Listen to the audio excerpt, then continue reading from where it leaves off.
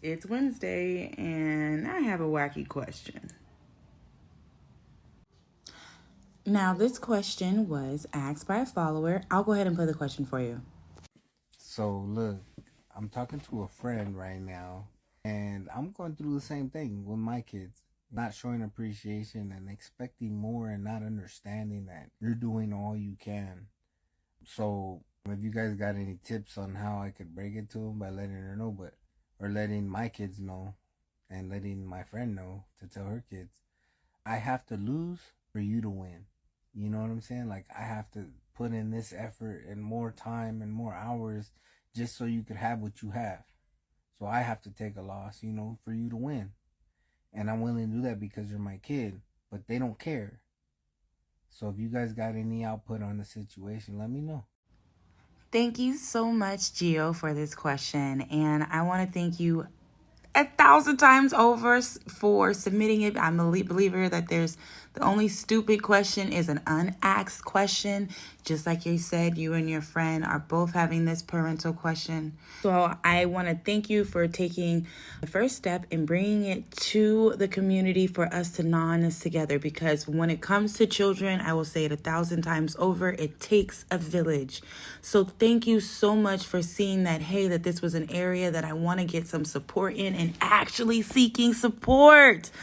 It's beautiful to see people that actually put their coping skills in effect, because now we can not only have you learn some information, I get to do what it is that I love, and hey, we might actually change some perspectives together. So thank you, Gio, 1,000 times. Now into this answer. I love this question. How do I make my kids feel what it is that I am feeling when I have to pay for things for them and do things in that nature?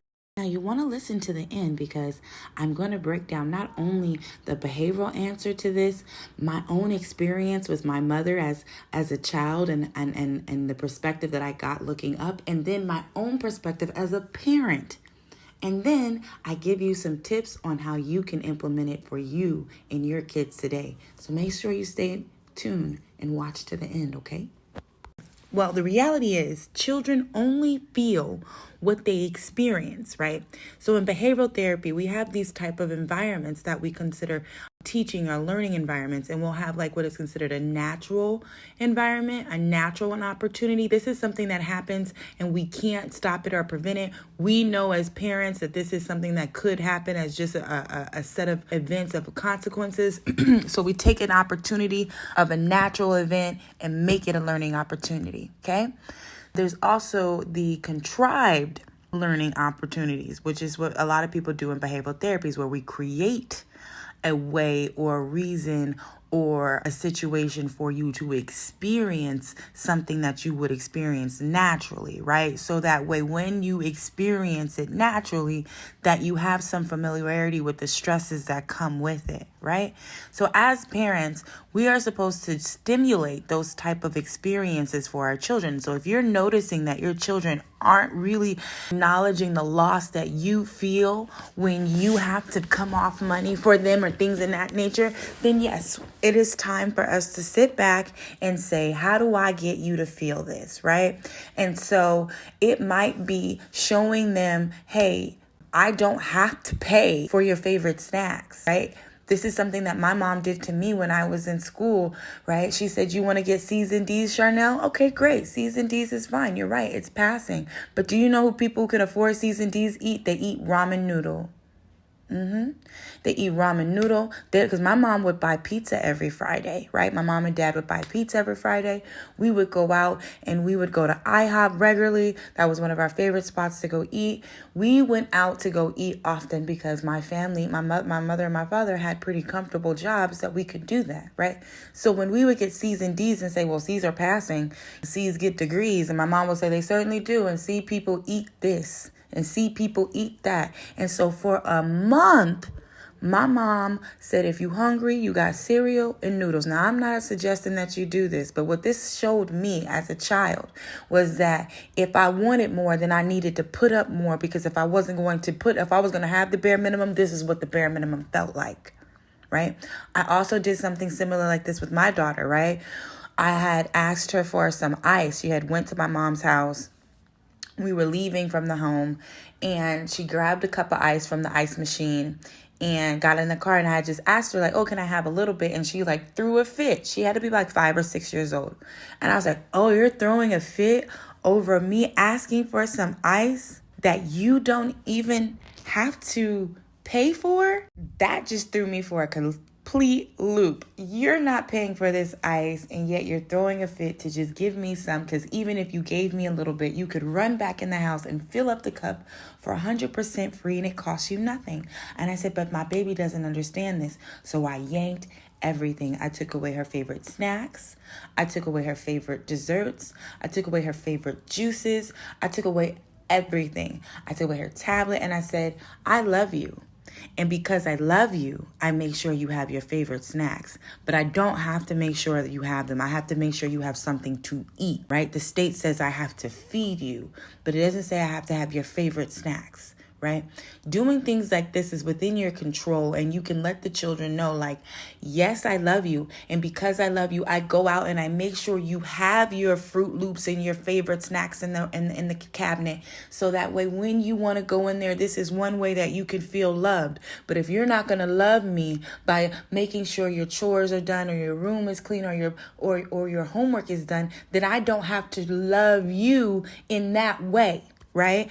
This is additional. As a parent, I'm legally responsible to make sure your basic needs are met. But these other avenues on how I show you love are optional, right?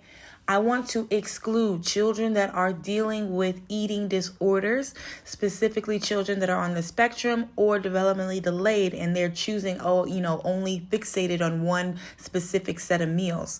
We're excluding them from this. We're talking about typical children or typically developmental children that can understand right and wrongs, and you're able to see that there is a gap between this self-awareness of how they influence cost. And the only way to show them this is to put them through it.